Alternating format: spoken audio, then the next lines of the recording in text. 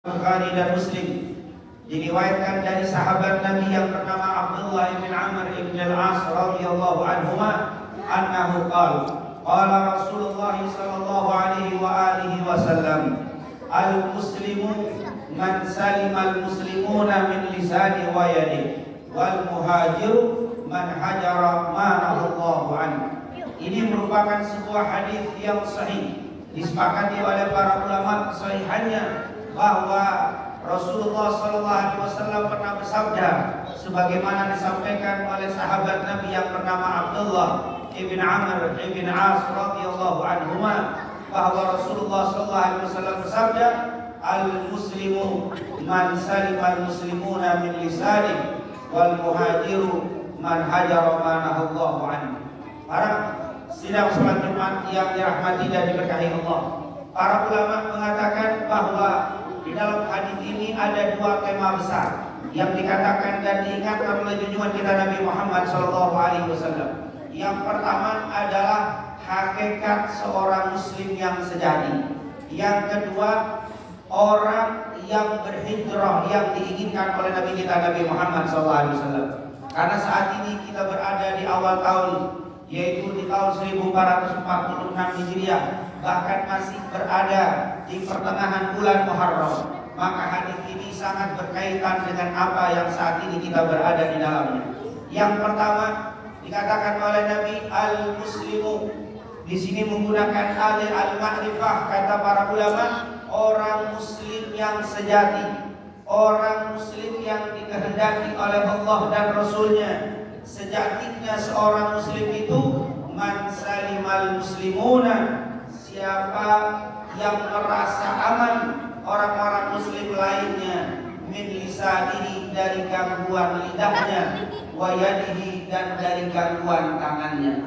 Ini merupakan kalimat yang pertama yang diucapkan oleh junjungan kita Nabi Muhammad SAW. Seorang muslim itu akan dikatakan muslim yang betul-betul yang dikehendaki oleh Allah dan Rasulnya, yang selalu memberikan keselamatan, yang tidak pernah mengganggu orang muslim lainnya, baik melalui gangguan lisan dan tangannya. Dari kalimat ini begitu banyak para ulama ahli hadis memberikan hikmah-hikmah kepada kita semua. Di antaranya yang pertama, mereka katakan Islam dan iman itu berkaitan dengan amal. Karena ada sebagian orang yang mengatakan kalau sudah Islam, kalau sudah iman, maka cukup sudah membawa orang itu pasti selamat. Tetapi kata para ulama, Islam dan iman berkaitan erat dengan amal. Tidak disebutkan kata Islam dan iman kecuali diiringi dengan amal. Wal asri innal insana lafi husrin illa alladziina amanu wa 'amilus shalihat. Iman dan amal, Islam dan amal tidak pernah dilepaskan. Bahkan bagusnya, kuatnya iman dan Islam tergantung amalnya. Al-imanu yazidu wa yanqus, yazidu bil ta'ah wa yanqusu bil ma'siyah. Yang kedua, hikmah dari kalimat ini, orang itu akan sempurna keislamannya bila dia bisa menjaga dua hal.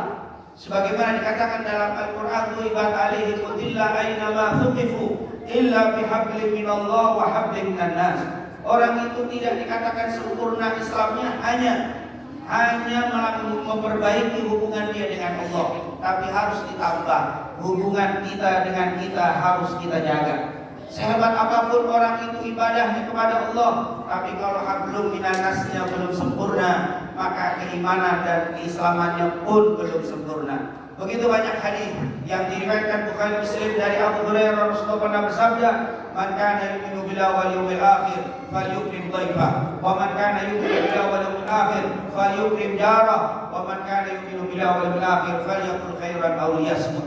Ini semua hubungan hablum minan nas dikaitkan, dihubungkan dengan keimanan kita. Oleh karena itu tidak bisa menjadi jaminan kalau hanya sekedar sholatnya saja yang hebat, tapi hubungan sesama manusia tidak bisa dia jaga. Ini yang dikatakan oleh Nabi Muhammad SAW. Yang ketiga, dapat kita ambil pelajaran bahwa semua anggota panca indera kita berpotensi memberikan gangguan kepada orang lain. Tetapi yang paling besar potensi menimbulkan gangguan kepada orang lain disebutkan oleh Nabi al-lisan wal yad, lisan dan tangan. Ini merupakan anggota tubuh yang berpotensi sangat besar mengganggu dan mengurangi kesempurnaan iman dan Islam kita, yaitu al-lisan, lisan kita, mulut kita. Ini harus kita jaga, karena orang yang beriman pasti lisannya itu akan terjaga. Orang yang imannya kuat, Islamnya bagus, pasti lisannya mengeluarkan kalimat-kalimat yang indah. Kalimat-kalimatnya membuat persatuan, kalimat-kalimatnya membuat ketenangan, kalimat-kalimatnya meninggikan dan memuliakan orang lain. Ini yang diajarkan oleh junjungan kita Nabi Muhammad SAW.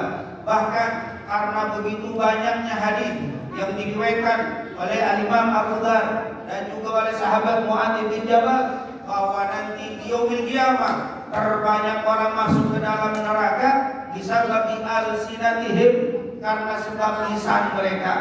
Bahkan sahabat ini kaget, ya Rasulullah, apakah orang itu banyak masuk neraka karena lisan mereka? Celakalah orang yang tidak tahu. Sungguh banyak orang celaka, terbanyak masuk neraka dan kena azab Allah karena lisan-lisan mereka. Sampai orang Arab sering mengatakan, salamatul insan fi hifdzil lisan.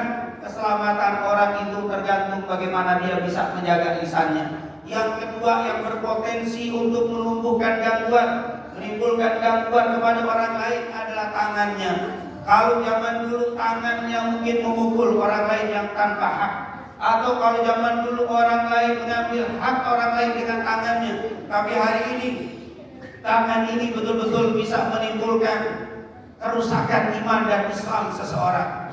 Mungkin ada di antara orang Islam yang diam, sedikit berbicara, tapi tangannya luar biasa. Kalau menulis di grup WA-nya, kalau mengomenkan sesuatu perkara di media sosialnya, kalimatnya sangat menyakitkan, kalimatnya sangat menyinggung umat Islam, kalimatnya merendahkan umat Rasulullah, kalimatnya menumbuhkan perpecahan di dalam umat Nabi Muhammad. Orang-orang seperti ini, kata Rasulullah, iya dia muslim, tapi bukan al-muslim, tapi dia bukan muslim sejati yang dikehendaki oleh Nabi kita Nabi Muhammad sallallahu alaihi wasallam.